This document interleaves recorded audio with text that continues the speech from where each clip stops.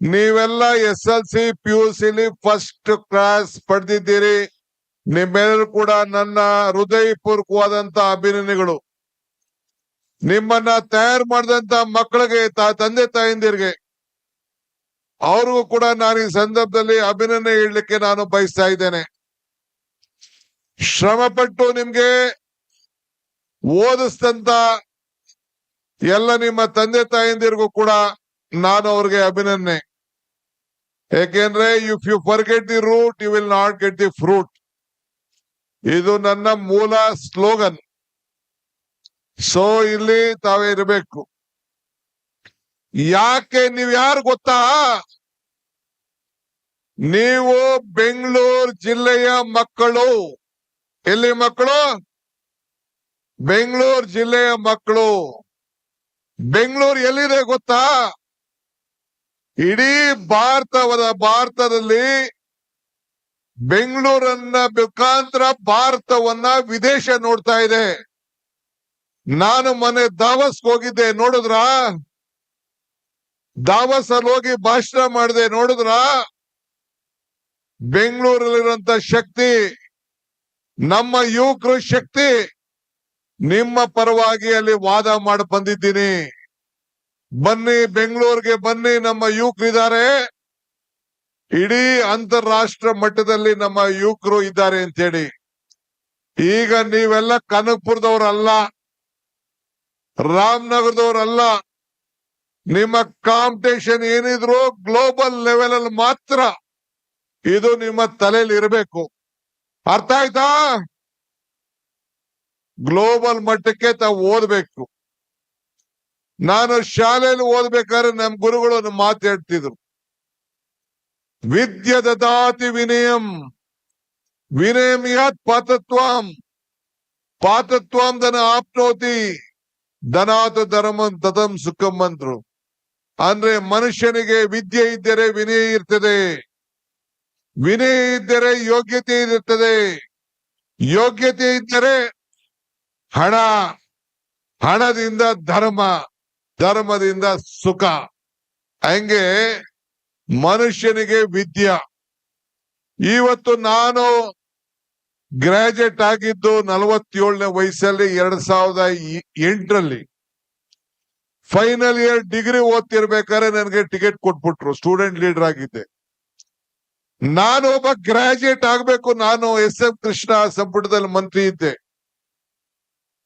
SM Krishna ಸಂಪುಟದ ಮುಂಚಿತ ಬಂಗಾರಪ್ಪ ಸಂಪುಟದಲ್ಲಿ ಮಂತ್ರಿ ಇದ್ದೆ.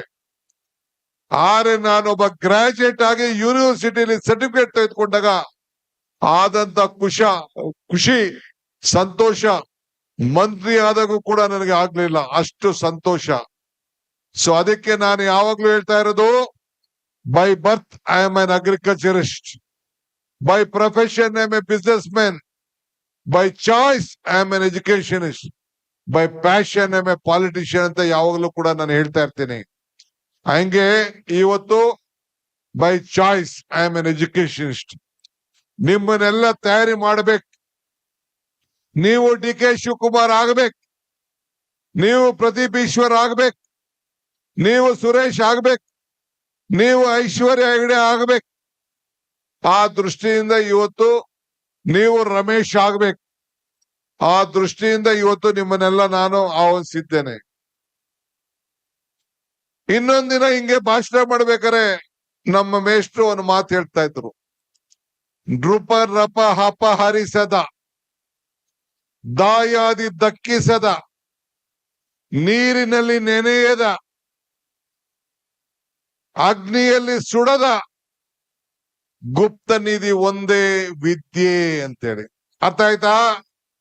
ನೃಪ ರಪ ಅಂದ್ರೆ ರಾಜ ಅಪರ್ಸಕ್ ಆಗಲ್ಲ, ದಾಯಾದಿ ದಕ್ಕಿಸ್ಕೊಳಕ್ ಆಗಲ್ಲ, ಅಗ್ನಿಲಿ ಸುಡಕ್ ಆಗಲ್ಲ, ನೀರಿನಲ್ಲಿ ನೆನೆಯಕ್ ಆಗಲ್ಲ. ಅದ್ ಯಾವ್ದಾದ್ರು ಒಂದಿತ್ತು ಅಂದ್ರೆ ಗುಪ್ತ ನಿಧಿ ವಿದ್ಯೆ. ಆ ವಿದ್ಯೆಗೆ ಅತಿ ಹೆಚ್ಚು ಶಕ್ತಿ ಕೊಡ್ಬೇಕು, ನಿಮ್ಗೆ ಪ್ರೋತ್ಸಾಹ ಕೊಡ್ಬೇಕು ಅಂತೇಳಿ ನಾವು ಇವತ್ತು ಇಂಥ ಒಂದು ಭವ್ಯವಾದಂತ ಕನಕಪುರದ ಉತ್ಸವ, ಕನಕೋತ್ಸವದಲ್ಲಿ ನಿಮ್ನೆಲ್ಲ ಕರೆದು ಇವತ್ತು ಸನ್ಮಾನ ಮಾಡ್ತಾ ಇದ್ದೀವಿ. ನಿಮ್ಮ ಗುರಿ ಅಂತಾರಾಷ್ಟ್ರ ಮಟ್ಟದಲ್ಲಿ, ಗ್ಲೋಬಲ್ ಮಟ್ಟದಲ್ಲಿ ನೀವು 4D ತಲೆಯಲ್ಲಿ ಮಡಿಕೊಂಡಿರ್ಬೇಕು. ನೀವು ಕನಸು ಕಾಣಬೇಕು. 1D you should dream. 2ನೇದು you should desire for the dream. 3ನೇದು you should discipline for the dream. 4ನೇದು you should dedicate for the dream. ಆಗ ಮಾತ್ರ ಯಶಸ್ಸನ್ನ ಕಾಣಲಿಕ್ಕೆ ಸಾಧ್ಯ. ಬಂಧುಗಳೇ, ನಾನು ನಿಮ್ಗೆ ಹೆಚ್ಚಿಗೆ ಏನು ಮಾತಾಡೋದಿಲ್ಲ. ಈಗಾಗಲೇ ಸುರೇಶ್ ಅವರು, ಐಶ್ವರ್ಯರವರು, ಪ್ರದೀಪ್ ರವರು, ರಮೇಶ್ ಅವರು ಮಾತಾಡಿದ್ದಾರೆ. ಕೇವಲ ಪುಸ್ತಕದಲ್ಲಿ ಓದಿದ್ರೆ ಮಾತ್ರ ಸಾಲದು. ದೇಶ, ನೀವು ಹುಟ್ಟಿದ ಊರು, ಹೆಸರು ಉಳಿಸ್ಕೊಂಡು ನೀವೆಲ್ಲ ಬೆಳೆಸ್ಕೊಂಡು ನೀವು ಹೋಗ್ಬೇಕು. ನಿಮ್ಮ ಶಾಲೆಯ ಋಣವನ್ನ ತೀರಿಸ್ಬೇಕು. ನೀವು ಓದ ಮೇಲೆ ನೀವು ಯಾವ ಶಾಲೆಯಲ್ಲಿ ಓದಿದ್ದೀರಿ ಆ ಶಾಲೆ ಬಗ್ಗೆ ಚಿಂತನೆ ಮಾಡಬೇಕು. ಈಗ ನಾನು CSR ವತಿಯಿಂದ ನಮ್ಮ ತಾಲೂಕಲ್ಲಿ ಸುಮಾರು 15 ಶಾಲೆಗಳನ್ನ, ಒಳ್ಳೆ ಶಾಲೆಗಳನ್ನ ಕಟ್ಟಲಿಕ್ಕೆ ಈಗಾಗಲೇ ಪ್ರಾರಂಭ ಮಾಡಿದ್ದೇನೆ.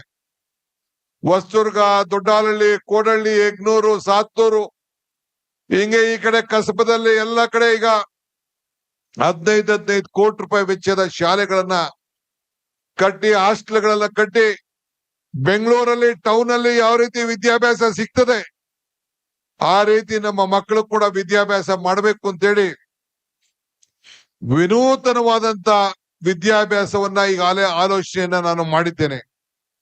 ನೀವೆಲ್ಲ ಯುವಕರು ಬೆರಳು ತೋರಿಸಿದ್ರೆ ಕೈಯನ್ನು ನುಗ್ಗುವಷ್ಟು ಶಕ್ತಿ ನಿಮ್ಗಿದೆ.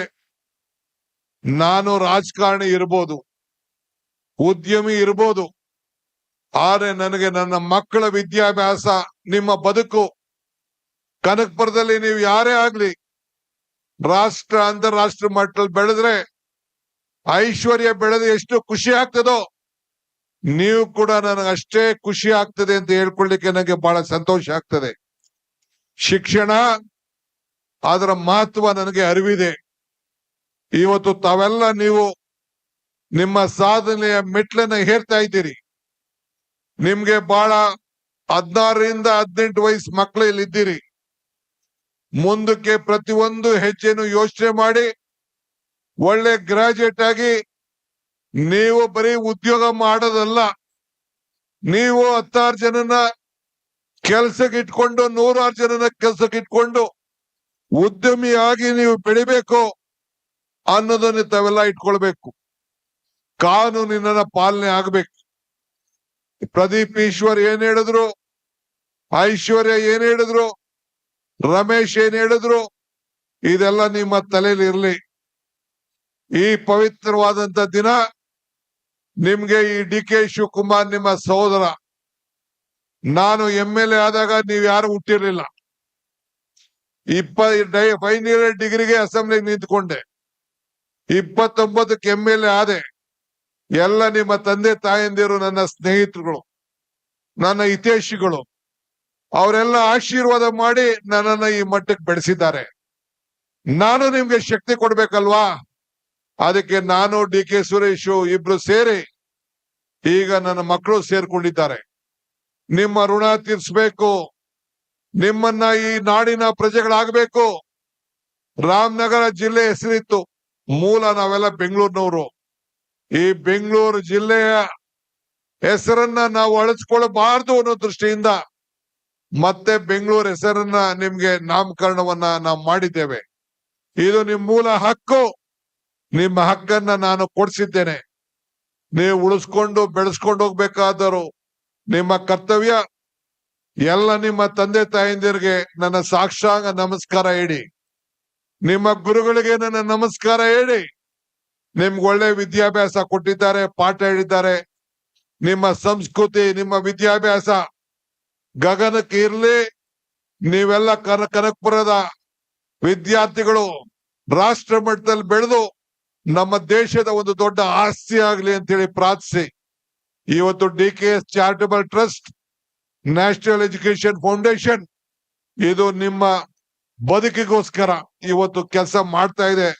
ಅನ್ನೋ ಮಾತನ್ನ ಹೇಳಿ ವೇದಿಕೆಯಲ್ಲಿ ಇನ್ನ ನಮ್ಮ ರವಿಯವರು ಇದ್ದಾರೆ, ಇನ್ನ ನಮ್ಮ ಚಾರಿಟಬಲ್ ಟ್ರಸ್ಟ್ ವಿಶ್ವನಾಥ್ ಇದ್ದಾರೆ, ಚಿನ್ರಾಜ್ ಇದ್ದಾರೆ. ಅವರೆಲ್ಲರೂ ಕೂಡ ಈ ಸಂದರ್ಭದಲ್ಲಿ ನಿಮ್ಮ ಬೆಳವಣಿಗೆಗೆ ಬೇಕಾದ ಶ್ರಮವನ್ನ ಪಟ್ಟಿದ್ದಾರೆ.